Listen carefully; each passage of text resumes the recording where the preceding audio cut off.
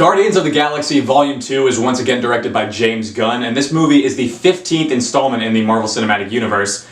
And you know the cast, right? I don't have to name everybody. So in this movie, the Guardians have established themselves as a team since the events of the first one. They're going on missions together, and they're being hired by people to do jobs for them. In the midst of all this film focuses primarily on Peter Quill discovering and meeting his father, played by Kurt Russell. Guardians of the Galaxy is easily like one of the top 3 best Marvel movies. Some of the best characters that they've ever put to screen, really fun action, a great soundtrack, and I actually think it's one of the best scripts that Marvel's ever had. It's just an insanely entertaining movie. One big difference that I found with Volume 2 is that it takes a considerable amount of time fleshing out these characters that we already love. Yes, this movie does have a ton of action sequences, and when they're there, they're really fun, but I think the best thing about this film is the family dynamic that's been established between these characters, and the fact that they're given a considerable amount of depth here. We learn so much more about these characters' backstories, and the script does a really good job at making you feel like you're watching real people interacting with each other. In particular, Michael Rooker as Yondu is brilliant in this movie. We learn so much more about him than we did in the first one. In the first one, he's just kind of like this big bad guy that wants the orb from Peter Quill, and you're not really given a reason to care about him. Not in this movie. I actually found myself really attached to his performance, and the relationship between him and Star-Lord is really put to the forefront of this movie, which gave both of their characters more depth. This movie has the task of balancing out a lot of characters, and for the most part I think it did that beautifully. Like I said, Yondu is much better in this film, and there were actually a couple moments with Rocket that kind of tugged at my heartstrings a little bit. There's some scenes where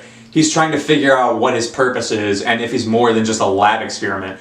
And I genuinely felt bad for him, and I think it's remarkable that this movie can do that because he's a talking raccoon, and I feel sympathy for his character. I'm pretty sure no other movie can do that. Drax doesn't get a lot of development here, but he does have a lot of the best scenes of this movie, and he's friggin' hilarious. I feel like he's the kind of character that doesn't really need a lot of development, because he's great the way he is, and Dave Bautista is just so good as this role. There's no one more fit for this character. And I honestly feel like this is going to be the best character of Dave Bautista's entire film career when he's retired. Now look, there's nothing I can say about Baby Groot's character that hasn't already been said. He is adorable. He's so funny in this movie. He has some of the best moments. And watching his character and Rocket play off of each other was amazing. So if you went out and bought Baby Groot toys before you saw this movie, don't feel like you have to go throw them away or anything, because he's one of the best parts of this film. Zoe Saldana as Gamora has always been one of my favorite Marvel characters. I just love how she's like a badass assassin,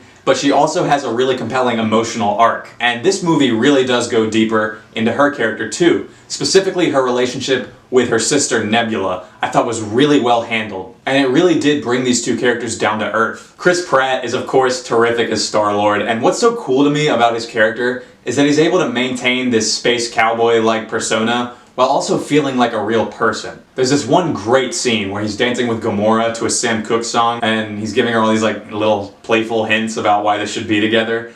And something about it just left an impact on me. I don't know exactly what it was, but I think it's just that it was so well realized, and I could feel the emotion coming off the screen as I was watching it. Kurt Russell plays Star-Lord's dad in this movie, and for most of the runtime he's just talking to Peter about why he hasn't been with him all his life and where he's been and what he's been doing.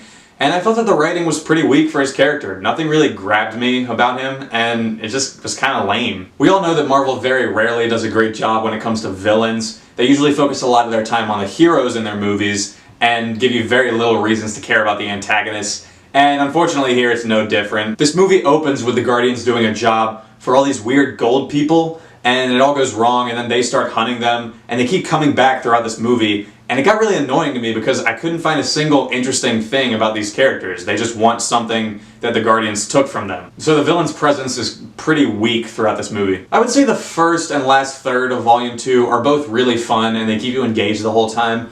But the middle of the movie, that's when things started to slow down for me, because a lot of that section of the film is just Peter Quill's dad talking to him and giving him all this expositional dialogue, and it kind of just lost my interest for a little while. Those are really all the flaws I have with this movie. I think Volume 2 did a great job at fleshing out these characters and really making them feel like a family. James Gunn is quoted as saying that the first film was about becoming a family, and the second one is about being a family.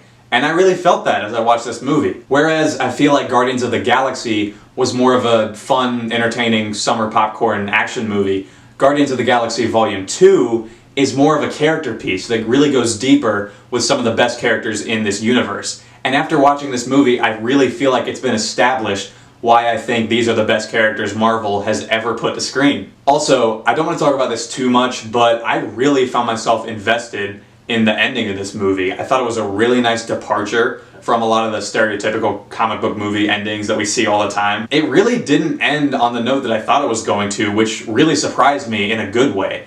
I would say this is one of the more emotional films in the Marvel Cinematic Universe, up there with stuff like Civil War. Overall, I really enjoyed Guardians of the Galaxy Volume 2, and I'm going to give it a 7.5 out of 10. It's not quite as good as the original, but it's still really entertaining. It has the same great characters that you loved in the original, and I was really surprised at how deep this movie went. Also, the soundtrack is amazing once again. Guys, thank you so much for watching this video. I really do appreciate it. Have you seen Guardians of the Galaxy Volume 2? What did you think about it? Let me know in the comments below. Also, what is your favorite film in the Marvel Cinematic Universe? I'm always deciding between either Captain America Civil War or Captain America the Winter Soldier. We can talk about all this stuff in the comments down below. And as always, thanks for watching, and I'll see you next time.